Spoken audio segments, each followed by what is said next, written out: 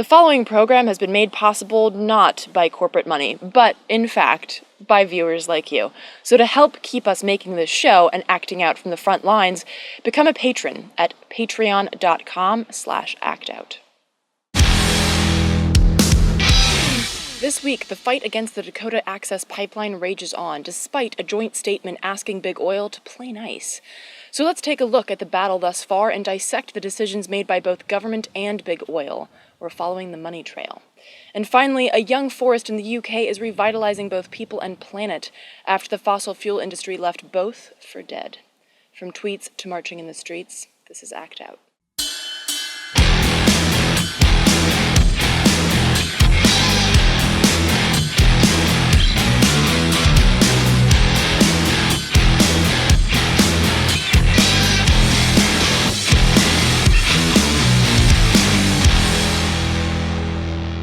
Welcome to Act Out. I'm Eleanor Goldfield, and this is your tipping point.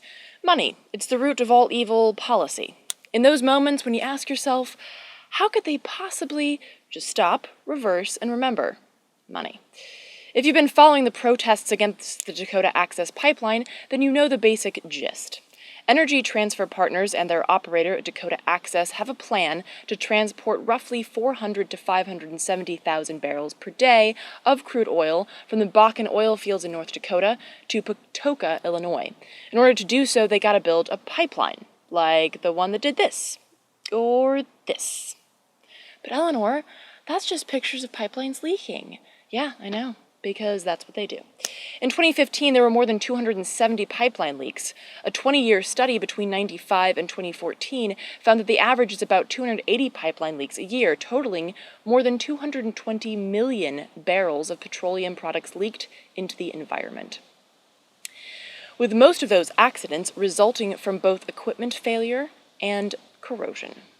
And get this, the Pipeline and Hazardous Materials Safety Administration, aka PHMSA, is, as its name might suggest, tasked with trying to avoid leaking pipelines. However, they lack the resources to inspect the pipelines that they have jurisdiction over.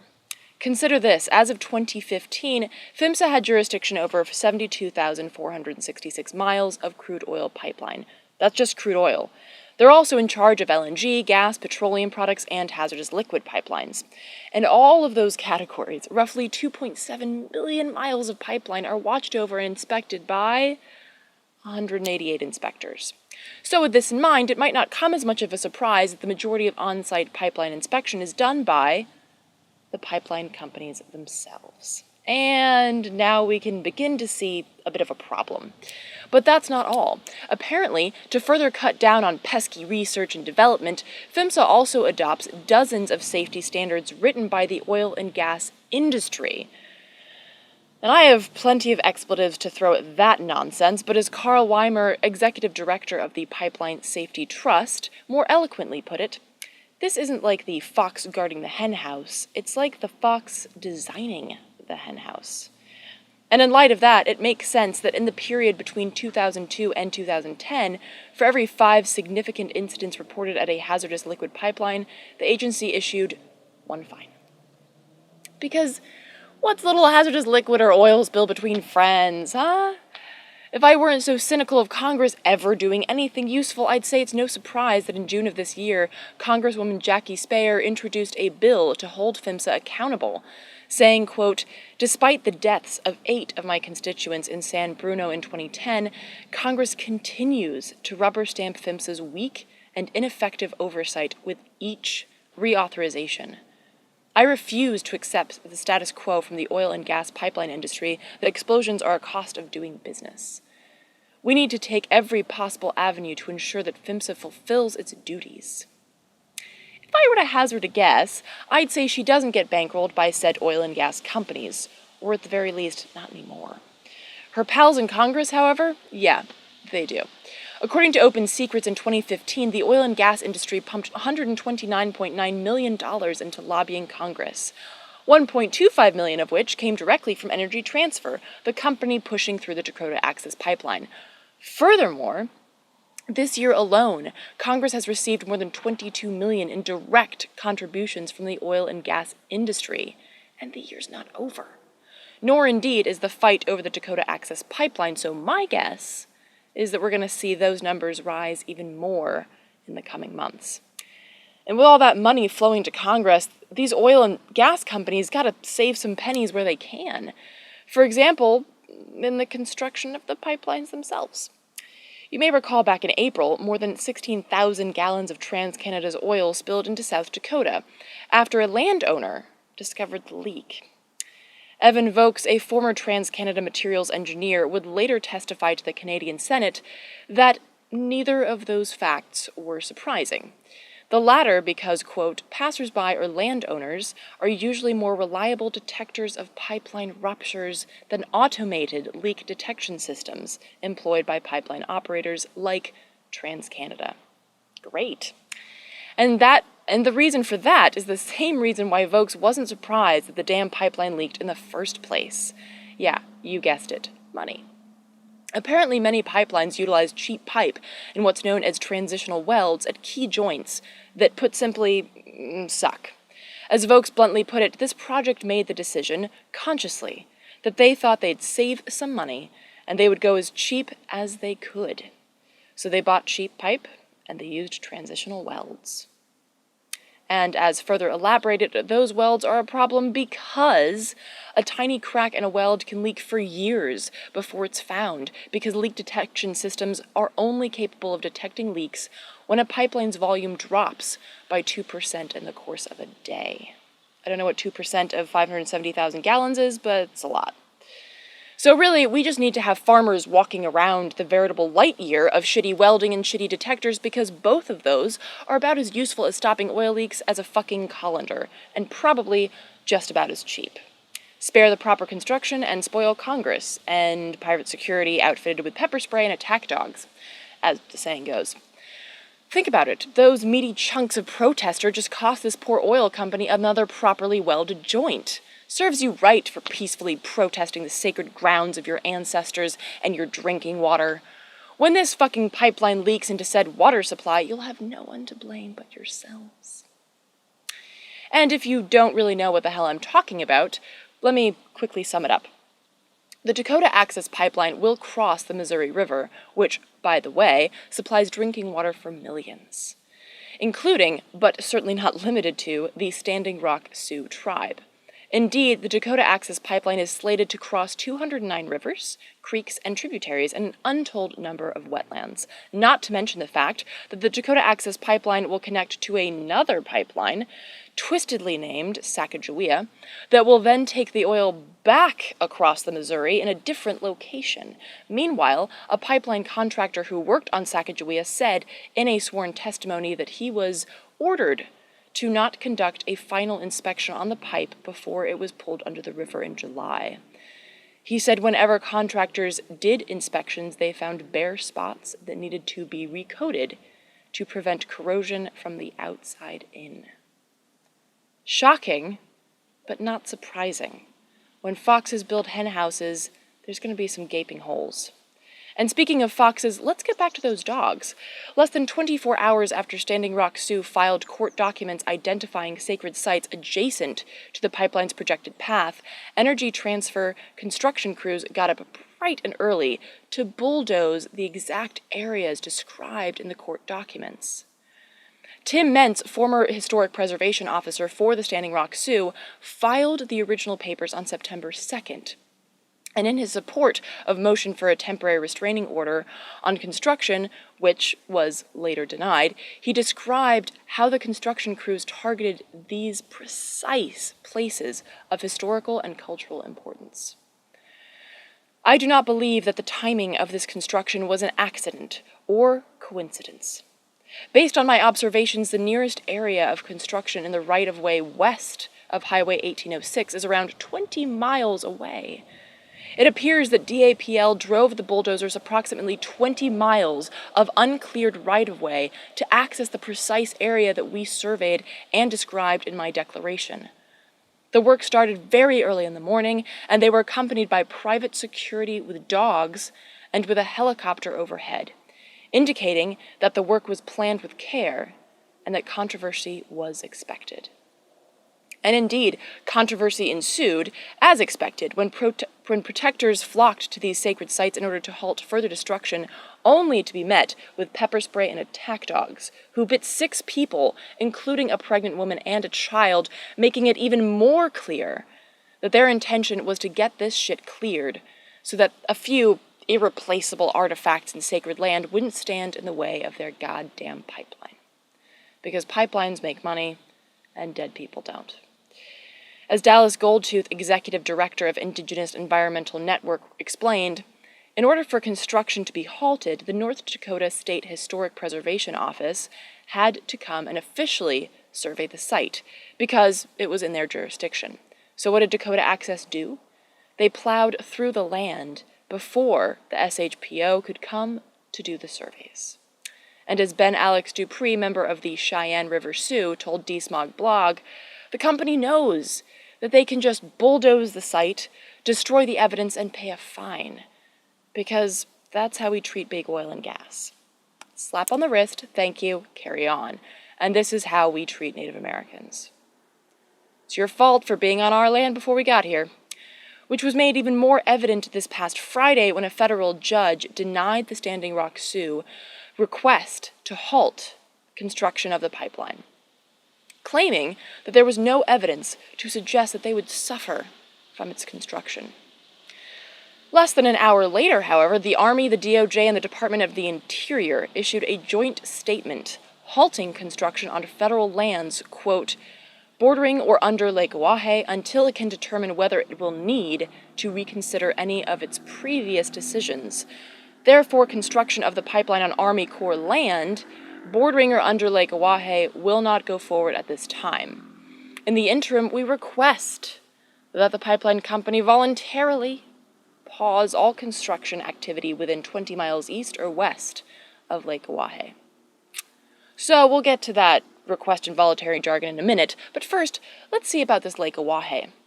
The red marker is Lake Oahe, the largest of 4 Missouri River reservoirs, situated along the Missouri River just east of the Cheyenne River Reservation and just north of the Oahe Dam.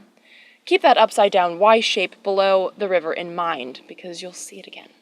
Now, originally, the pipeline's path was further north, as you can see, still crossing the Missouri in North Dakota, but not a direct threat to Lake Oahe. Although, as is obvious, if oil were to leak into the river in North Dakota, it wouldn't be stopped at the border of South Dakota.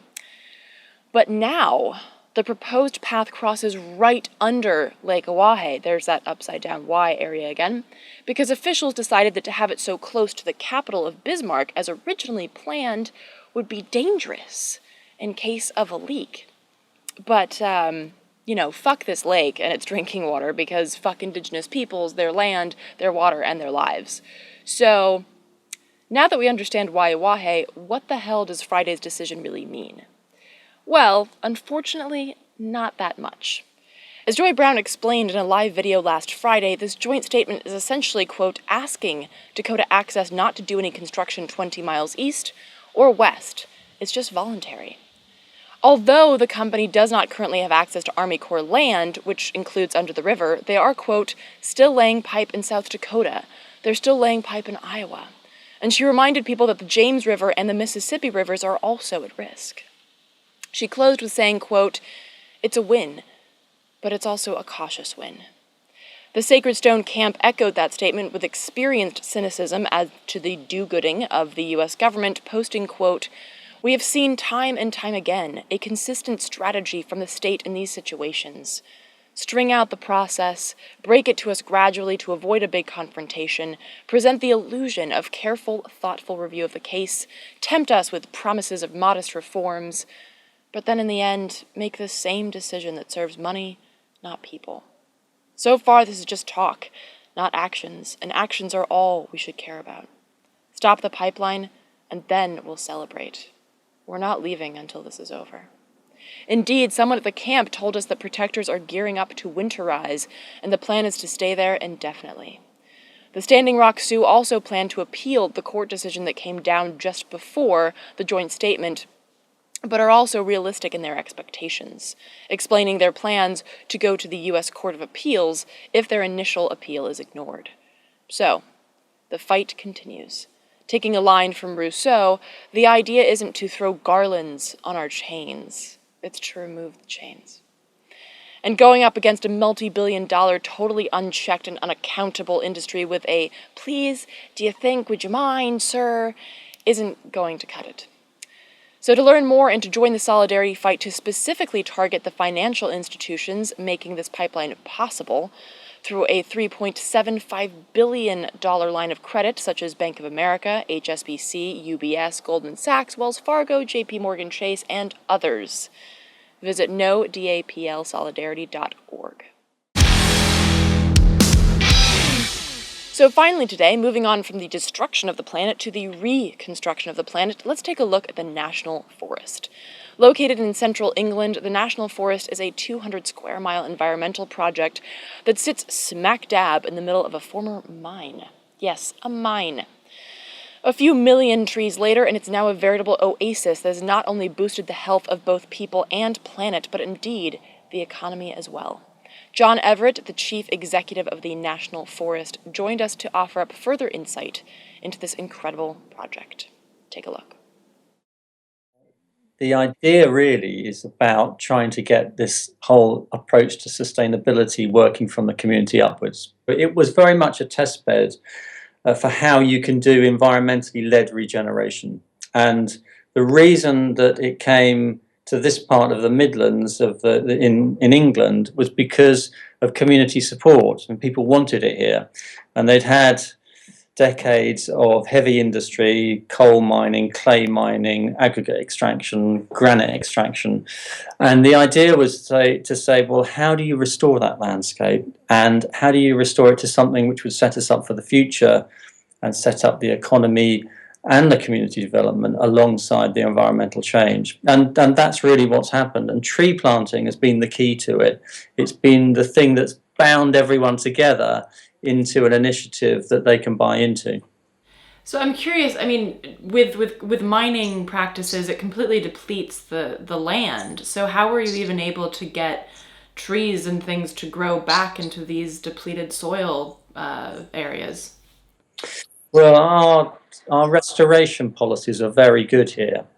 So when we see the end of mining, particularly coal mining, there is a requirement to restore the land to a particular use. And rather than restore it to agriculture or other industrial use, we've got policies here which have helped to restore it to the forest. And yes, obviously, when you look at open cast coal mining particularly, you've got huge cavities, you've got huge landscape which has been scarred by that mining, and that needs to be infilled. It needs to have topsoil. There are big lakes where you've got large holes in the ground, etc. So it's quite a complicated process of environmental restoration.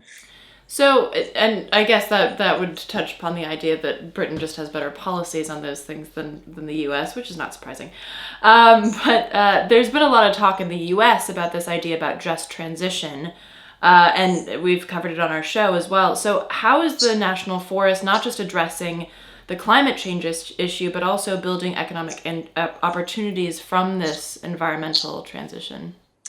Yeah, that's really important for us. It would be, in some ways, it's quite easy to do the environmental restoration. I know it doesn't always happen, but as a process, it's well known, and it's been happening for decades now. So we're very good at environmental restoration. What we're not so good at, I think, is then making that central to the economy. And the idea that you can do things like have a long distance trail, you can have quality accommodation, you can have specialist attractions that deal with outdoor learning and environmental education, you can get people to do bushcraft and new woodland skills, you can build a woodland economy because you've now got trees that are 25 years old and they need thinning, and you start to build a new economy on the back of it. So the idea is very much to say, how do we still promote growth, but how do we promote the right kind of growth? Because it's about promoting a sustainable future rather than how do we encourage businesses to come here, which actually will detract from the forest. Right, so it's basically going at it from a different angle as opposed to the very typical capitalist angle of how can we just make money in the short term. And Yeah, our approach is to say we're not against growth, but we need to see it that it's growth that delivers both public benefits and the right kind of jobs. And so it's been about trying to change mindsets and encourage people to not just do business as usual and then give some support to what we're trying to do, but integrate so that the businesses actually are the ones who are delivering. What's interesting in this setup is the National Forest Company, this organisation is very, very small. There's only about 25 people here. We don't do all the delivery. We have to convince others to do it. So all of that forest creation pretty much, and the management now is being done by landowners, farmers, private sector organisations, and our local authorities and public sector bodies, as well as the voluntary and community bodies. So, that's real integration, and it is very exciting because it does feel really different. So you mentioned briefly this idea of it's sort of been a community up process. Talk a bit about the importance of having this grassroots and community support. Well, it's been essential actually to have that. We could have set up a process where we said, or government said, and we're supported by government, so government would have said that we want to have this initiative, let's go and put a forest in the middle of these communities in the Midlands, whether they like it or not. And that would have been, I think, a complete failure. What we needed to do was quite a bit of groundwork to explain what we're trying. What's this crazy idea about putting a new forest in the middle of the country? And why is that good for communities? Why is it good for business? Why is it good for the landscape? And what that's meant is that we've had very little conflict. So you can imagine the conflict between people saying we shouldn't be taking land out of agricultural production, we should be building houses on this land, we should be having other uses rather than forestry and woodlands. But actually a lot of that conflict has been dealt with because we did a lot of that consultation and understanding and communication. And now we feel there's a huge amount of community pride in what we're doing. People want to be part of the forest, want to feel part of it. But looking at our next 25 years, we have to do even more of that, I think. There's a new generation actually growing up who are growing up with an emerging forest. The previous generation grew up with a scarred landscape and saw the forest develop. This generation are growing up with something that they think, well, this has probably been here for decades and maybe even hundreds of years. Some of the landscape looks much more mature now. So how do we engage those communities now in understanding the cycle of woodlands and that they need management, but also they can provide all of these resources and all of these benefits? And that's a challenge for us now. So do you see this as a possibility? I mean, this is such an interesting and unique idea, and yet it's one of those ideas that you look at and you're like, well, that's just a really good idea. Why haven't we done this like a million times over? Yeah. Do you see this as being replicated in other places in Britain or possibly even other countries? I mean, I would love to see it done in the US. I think you can take the model and you can roll it out elsewhere, and we're really keen to do that. We think it's incredibly good value for money. You were talking about that earlier, how if you invest in the right place at the right time in the right way, then you don't have to pay all the sort of ecological clear up of things that are damaging. It's a bit like building, for some people, the mentality is a bit like building roads or other infrastructure. They're the engines for growth, aren't they, for revenue growth. For us, the engine is investing in the forest. That then drives revenue growth. That means you don't have to invest in cleaning up watercourses. You don't have to invest in dealing with flood risk management. You don't have to invest in public health because the population is healthier because they're out active in the forest. That's the mentality we really want to get across, and that's really exciting. Actually, quite radical for the sort of big scale thinking. So finally, I mean, you mentioned that there are certain, that just happened that the criteria lined up well for the National Forest to start. What are some of these criteria that that you would look for in, let's say, like an open pit mine, previous open pit mine? Well, yeah, I mean, I guess one of the differences between what we're doing here in the US is scale. 200 square miles is quite a large area for us. Probably from a US point of view, it's a much sort of smaller scale scheme. But actually working on that sort of scale, I think, is really interesting because it starts to bring people in. It has to bring people in who are operating at that level. So our public authorities, our health authorities, our transport system, all of those people need to be engaged. So there's something about having scale, which I think is useful. The other thing, I suppose, has been the nature of the landscape. Because it was so beaten up, there was no real sense of people feeling that we didn't want to do this.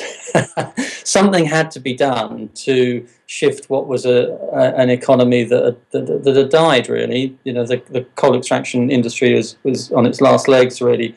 And so there was a sense that we've got to do something, and this vision fitted at the right time. And I suppose also there's obviously some issues around clarity of vision and having consistent backing and resource. So we've had a really clear vision: trees equals good, and let's plant lots of trees, and that will be the basis of our vision. And it has to be that simple almost, because you're trying to get through to a very general audience. And then we've had government backing for 20 plus years. A fairly low level, as I say, modest level, but actually it's been consistent. And that means you can follow through. You can use that to lever other investment. You can have a level of authority, which means that there's a sort of commitment to this thing rather than it's just some mad idea. So all of those, I think, have been important. And I think most of those would translate to other areas. To learn more about the National Forest, visit nationalforest.org. And before you just throw up your hands and say, well, shit, obviously we can just clean up whatever mess we make, stop. We can and should always seek to rehabilitate the earth that we've destroyed, but that is no excuse to destroy more. The damage that already has been and will be wrought by projects like the Dakota Access Pipeline is immense, and much of it is irreversible. We must fight to reconstruct where we have destroyed and protect what is still safe from the ruin of oil-soaked colonialism, unfettered greed, and runaway capitalism. And with that, this week's Dose of Dissent is wrapped. Thank you so much for watching, and please do share this with all of your friends, foes, and people you don't know.